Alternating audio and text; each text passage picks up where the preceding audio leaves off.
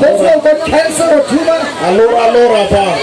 tell them not to lift their hand if they don't have. The cancer will come upon them. Ajebewacho kai peku kansa ikuoperi kuditi chingi kono kansa mitunia kono mila kono mitialia kuditi chingi kai peku ne ento kai tie koda lora ikuoperi le ramuditiwe. Don't lift your hand if you don't have cancer. Kai peku kansa kuditi chingi.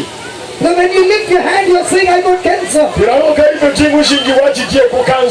cancer will come on you. But those who have got cancer, let us kill it.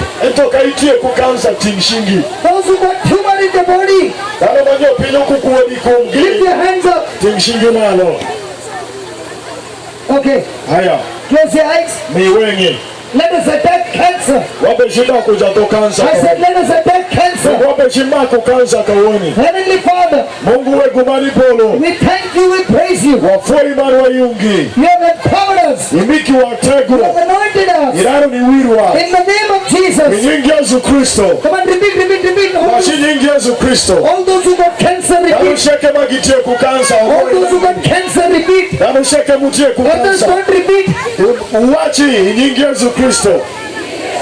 In the name of Jesus,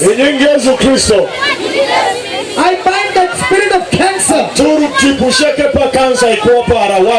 I bind the spirit of tumor. In the name of Jesus, I curse you. I bind you. I rebuke you. Get out of my body. Get out of the body. Get out of the body. In the name of Jesus, receive the power of God. Receive the power of God. The Spirit of God restoring your health. The Spirit of God restoring your health. Open your mouth and tell him, thank you, Jesus. I'm healed of cancer. I'm healed of tumors. I'm set free. I'm set free. I'm set free. I'm set free. I'm set free. In Jesus' name. In Jesus' name. Amen. Now those who have tumors or lumps, check in your body. It's all gone. Check in your body. It's gone. All those who receive the healing, lift your hands up. The